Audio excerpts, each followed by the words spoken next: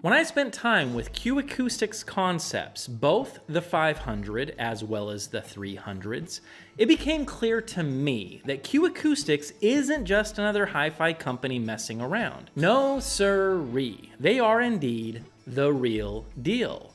Even more, they are without a doubt laser-line focused on every single grievance that an open baffle fanatic such as myself is always griping about. Take just about any standard box speaker out there under $5,000 and I will show you time and time again what box resonance not only sounds like, but how it absolutely colors the sound, and more often than not, the color that these companies are painting with ain't all that pretty to begin with.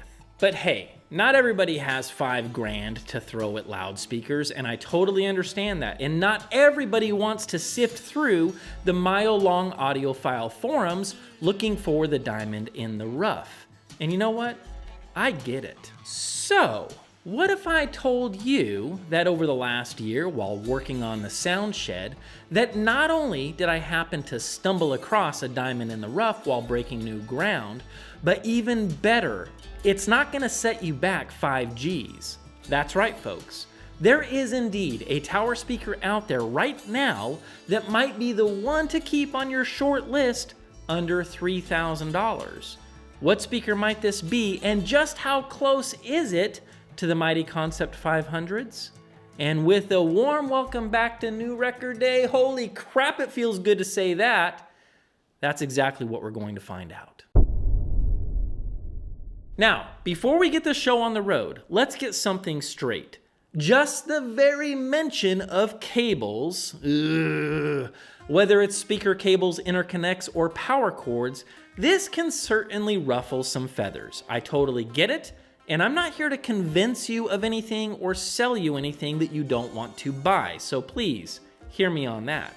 However, if you are the kind of enthusiast who has experienced a difference in cables and do think that they are worth chatting about, today's sponsor, Audio Art Cable, has been a household name for New Record Day. With cable offerings for anyone regardless of their budget, Audio Art takes all the confusion of what to get and why and tosses it out the window. For this review, we ended up using an entire loom of Cryo E2 cables, including their interconnects and speaker cables. Keeping my integrity in check and knowing Audio Art is sponsoring this show, I'll spare you guys with the hyperbole and I will leave it at this. I do believe that cables can make a difference, and I definitely recommend Audio Art Cable's lineup without hesitation. Standing 40 inches high, 7 inches wide, and 13 inches deep, the Concept 50s are a new speaker being offered by Q Acoustics that takes trickle-down technology from the 500 series and offers it all at a much easier to digest price point. With gel core cabinet construction, the speaker is designed from the ground up to reduce higher frequency cabinet noise and also employs P2P or point-to-point internal bracing to minimize lower frequency vibrations. As if that's not enough to celebrate, once again, Q Acoustics focuses their attention on the base of the loudspeaker, and similar to what we saw in the stand mount system of the 300 series, they have designed a suspension base that eradicates unwanted external and internal vibrations that otherwise makes its way through the speaker, into your floor, through your walls, and eventually making a mess of added noise that is not a part of the input signal in the music. Taking things to the end zone, Q Acoustics also focused on the driver assembly, which is mounted to the front aluminum baffle by pre-tension studs that give the correct acoustic seal while dampen vibrations and minimize structural coupling of the assembly in the main cabinet. As for the tweeter, I'm sorry, they forgot, and they didn't really do anything special there, so that's the biggest letdown with these speakers. I'm kidding, folks.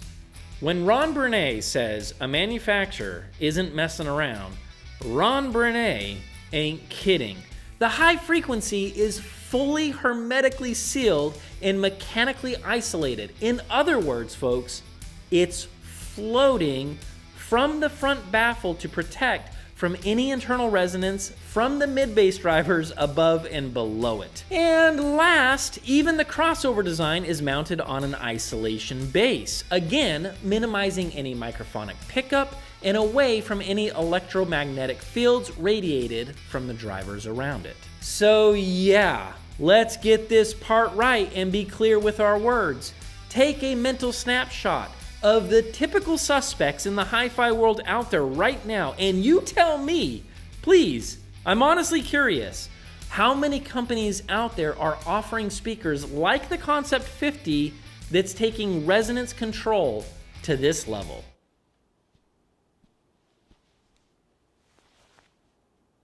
I'll wait. And we're gonna be here for a while. Rounding out specs, sensitivity is listed at 90 decibels, and frequency response is showing -6 dB from 42 Hertz up to 30K. I'll get to measuring these bad boys to verify, but based on what I have heard, that is all believable and adds up to my exact experience. Speaking of my experience, let's chat about how these babies actually sound.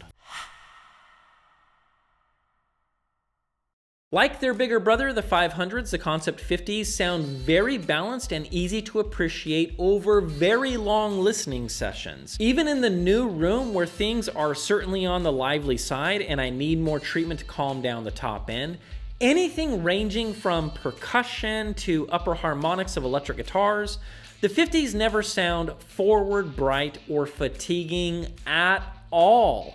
In fact, and it's kind of hard to tell with the new environment, it's entirely possible that the very top end of the 50s might even be a little bit more relaxed than the bigger brother, the 500s. Another thing worth repeating, as we mentioned in both with the 500s and the 300s, is with a balanced top end, the 50s are an easy to recommend speaker for just about any environment out there. While I do plan to flesh out a lot more acoustic treatment in the shed, the honest to goodness truth is, even now, with a livelier room, it's lively. These sound really good as they are. So the point is, and I know a lot of you folks might not have a dedicated listening room, and to be honest with you, a lot of rooms that might be on the livelier side, I think that this is a slam dunk recommendation because the top end is really well balanced, if anything, maybe a little bit soft, and it's gonna be an easy to listen to speaker, especially when we're talking about its top end performance. As I made my way through my lengthy playlist of favorite tracks, I couldn't help but realize that everything that I loved about the previous concepts certainly can apply to the 50s top end extension. While it's not the most exciting speaker for the first 15 minutes that you often find with an overhyped or exaggerated top end, there is a good amount of exciting information waiting for you in the time domain. Getting to the point, the Concept 50's treble extension does sound natural, perhaps a little bit soft. It sounds uncolored and very lifelike. There is no audible exaggerations that will lead to fatigue, and this kind of top end is exactly what I am hoping to hear when I sit down to a speaker that's going to be easy to recommend for a lot of different environments, no doubt about that. Vocals on the 50s are pretty much a slam dunk. Sure, some open baffle offerings might take the lead with how vivid the staging of the vocals sounds, but if we're talking just about the tonal aspects, Q Acoustics knocked this ball straight out of the park. I would imagine even in a side-by-side comparison with the bigger brothers, the 50s of the Concept line or even the 300s, you're gonna have a hard time hearing a definite and clear winner between these when it comes to vocals. Yes, they do offer that level of performance in the midband, and no, this is not a load of hyperbole. Playing back Dominique Fils-Aimé, it's clear to me that the hard-to-get-right crossover integration between woofers and the tweeters with the 50s is pretty much spot on. Her voice, even the upper harmonics, are so clean and cohesive that the tone of her voice just sounds right. Even during passages that offer a decent amount of S sounds that can lead to sibilance or some weird sounding breakup, I only hear clarity and precision with the 50s. On her album Nameless, the last track, which is a cover of Feeling Good, is completely stripped down. You guys need to hear that if you haven't heard it yet. It's remarkable. In this track, which is just her and a couple of harmonies, I'm telling you right now, the 50s played this with such staggering clarity that the lines between the actual performance and the recording, they become blurry. It sounds like the real deal. In this example, she's right in front of me, and the holographic nature of her voice, it's what hi-fi is all about. While vocal content is impressive, it's not the only ace up the 50s sleeve. Even when switching gears and cranking some Led Zeppelin, AC/DC, or even The Who, the 50s absolutely know how to rock, and not once did I find myself nitpicking about their tone or identifying any kind of aspect of the performance that sounded weird, off, or just plain wrong. While some audiophiles feel like a straight line or linear speaker always leads to boredom, I'm here to pick a fight with that nonsense and kindly remind you of the truth. It is not the job of a loudspeaker to make the music exciting. It's the job of the music to play something exciting, and it's the speaker's role to get the heck out of the way and let it happen. With the 50s, when it comes to their voicing, this is exactly what they do, and they do it among the best of them. For those who wonder where the 2 or 3% differences resides when it comes to comparing the 50s to the bigger 500s, it's possible, besides a little bit softer top end, that we can certainly start talking about bass. I would say that bass might be on that list. While the 50s are marked as being able to reach down to 42 Hertz, it's important to note the disclaimer of the -6 decibels at that frequency. That means they're not playing to authority at that frequency. They're starting to drop off. Getting to the point, while the 50s are no slouch when it comes to deep bass, they don't hit low enough for me to say in full confidence that you won't need a subwoofer. I'd imagine this could come down to the music preference and, more important, room size and listening environments, but in the shed with these pulled really deep into the room, they definitely could use the help with the bottom octave. Getting this out of the way, mid-bass and texture on whatever bass that the 50s can play is full of texture and tone. While I couldn't find anything that was ultra clear, my gut tells me that the drivers being used here are similar to the 500s in that they are paper cone or treated paper cone woofers. Regardless, it's simple to hear all the clarity and detail that one could ask for when it comes to bass notes, especially when being treated with something like an acoustic upright bass. In these examples, it's simple to identify the note, hear the complexity of the note being crafted inside the upright bass, and at no point hear something that's overly damped, veiled, or void of bass texture. So, besides the fact that these won't drop mega bombs and they could use the help from a couple of subs, the 50s certainly do know how to play bass with detail, and for me, that's way more important than a speaker that does hit really low but sacrifices bass texture and tone. Look, landing on a catchy YouTube title is part of the game. Sometimes it's clickbait, and sometimes it's authentic. In the case of this review, which is now coming to a close, this title appropriately making the declaration that the Concept 50s are indeed the gateway drug for audiophiles might be the most useful and best title that I could ever come up with to summarize how I actually feel about these speakers.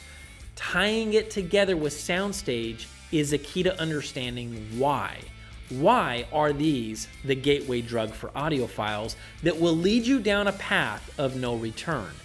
It's simple, folks. When a speaker manufacturer clearly understands the effects of cabinet resonance, clearly understands the consequences of those resonances bleeding into the music, the picture becomes crystal clear. Q Acoustics has looked at these problems the way that they should be seen, as a problem worth solving. I have seen so many manufacturers slap speakers together, and whatever resonance that they end up with, ironically, they're going to try to convince you that it's part of the voicing or adding some kind of special sauce to the music. Pardon the language, but that's all horse snot and silly nonsense. When it comes to the most important aspect of hi-fi, at least for me, that when a speaker can hit the dance floor and never call attention to itself, it is special and it's worth celebrating.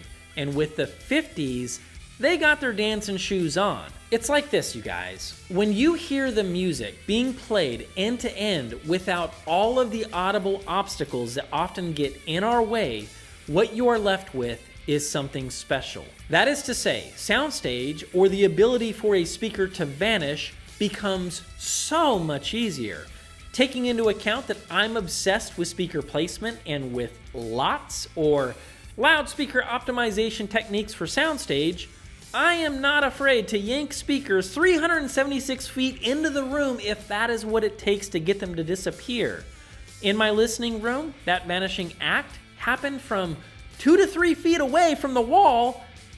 I'm telling you, they started to disappear only 2 to 3 feet away from the wall, which was really surprising, but in their final resting spot, 8 feet into the room, there are no speakers. They're gone. There is just a performance in the room. And that's high on my priority list. And a lot of people that follow me and watch these videos, that's high on their priority list. So if it is soundstage with the 50s, oh yeah, all day. So, where the rubber meets the road. First, the on-axis response of the 50s is pretty dang good. I'm gonna be the first to admit that I was surprised to see the top end being as soft as it is. It doesn't sound that way to me, but you can actually see from 5K up to 15K, it's definitely a soft top end. With my room being as lively and as bright as it is, that probably made it a little bit harder to discern that it was as soft as it is. But I'm gonna be the first to also say that even in the other room, right? I mean, I've heard these in the house like for months. I never felt like that these were warm sounding speakers. And that is to say, I never felt like they were truncated. I never felt like they were veiled. There is a good amount of detail waiting for you, even with what we can clearly see, kind of a softer top end from 5K all the way out to 15K. As for the horizontal response, this is pretty much textbook, starting with red on axis, orange at 10 degrees, yellow at 20 degrees, green at 30, and blue at 40. This tight grouping and natural fall away on the horizontal plane is exactly what we want to see. There are no weird phase issues or dropouts. There's no strange peaks or valleys or anything else to gripe about. No, the horizontal performance of these guys is an easy celebration and it looks fantastic. The vertical response is also great, and again, it shows tight grouping and natural fall away even when I had the mic 12 inches above the reference point of the speaker, which is in green. Only when we're 16 inches up in the air above the reference point, which is blue, do we see a dip in the response. But again, and I want to be clear, what we're looking at really isn't all that bad. I mean, there's speakers that are a lot more expensive than the Concept 50s that is way worse. Like, way, way, way worse than what we're looking at right now. This is actually all very reasonable, and as far as I'm concerned, objectively, it looks pretty dang good. The waterfall looks pretty dang clean, and there is only one little leg poking out, which is around 1500 hertz. That's kind of a rough place to have any kind of stored energy. I don't think that this is anything to freak out about, to be honest with you. It's hard to say what exactly is causing that little leg poking out, but I would imagine that it's some kind of a stored energy. That's most likely the culprit here. I never heard anything at all with all my time with these speakers that I would think, man, that is annoying. That sounds fatiguing. I actually experienced the exact opposite of that with these speakers. So keep that in mind. I'm trying to balance objective data with what I actually experience subjectively. And I'm going to say in this case, subjectively speaking, it ranks what I'm looking at in the measurements. I never heard anything that bothered me with these or that would be indicative of any kind of fatigue, listening fatigue, or problems that are going to cause issues for you guys. As for a real-world in-room response, this is a snapshot taken in the new listening room, and it gives a complete picture of what I was seeing and hearing from the listening location. While there are some peaks peppered throughout the midband, nothing stands out as a problem that the speakers are going to be guilty of or bringing to the party, and they are certainly indicative of my room and the lack of treatment, which I'll be fixing as we progress down the road. The bass response is indeed dropping off around 50 hertz in this room, and I would agree with the specifications of the -6 of these being probably in the mid-40s. One reason that these speakers are dropping off like a rock is because they are pulled a good 8 feet into the room. I am the kind of guy who will always sacrifice some deep bass or boundary reinforcement in exchange for a speaker that vanishes, and in this case, that's exactly what we got with the 50s.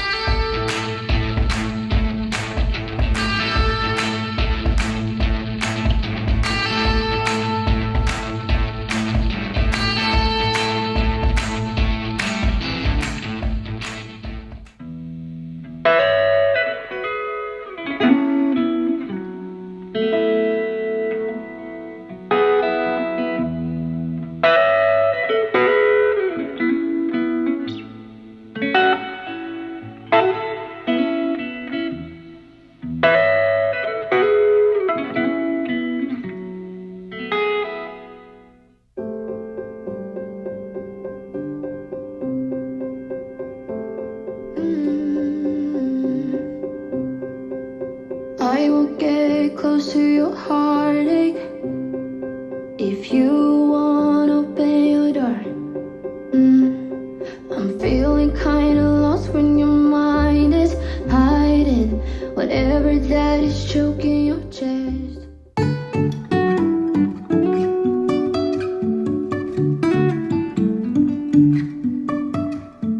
Life is a winding road, no telling where it goes. Driving through days and nights, won't stop for traffic lights. And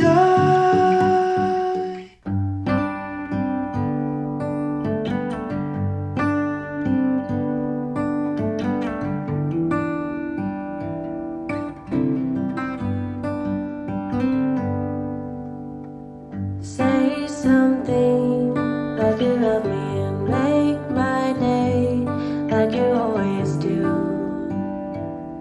like you always do. Hold my hand and look me in the eyes so I can tell you how I feel.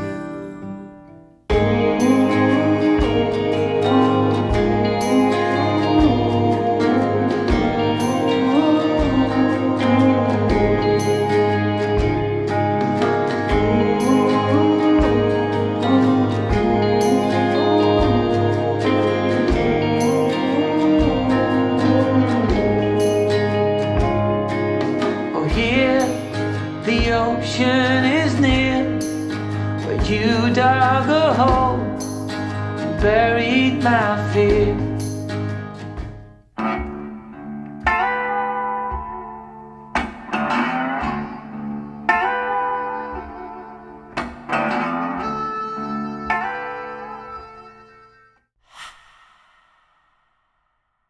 What can I say? Starting with the 500s, then the 300s, and now the Concept 50s, Q Acoustics certainly has my respect. These speakers don't just rival the competitors, in many cases, they make them look silly. I have never seen or heard of any hi-fi company that has worked as hard as Q Acoustics to make a box speaker sound as clean and free from resonances as they have. It is borderline bizarre for anyone to sit back and listen to any of the Concept range for the very first time. It's crazy. Regardless of how much you crank the music, that's all that you hear. Yeah, with the Concept 50s, the 300s, and the 500s, that's exactly what you can expect. Music with nothing else added to it. And folks, that's exactly how it's supposed to be. Well done, Q Acoustics. These will absolutely be one of my go-to recommendations for anybody looking for speakers up to that $3,000 price point. And that's going to be my recommendation, I would imagine, for a very long time. These might be the ones to beat. And with that, I'll see you guys in the next video.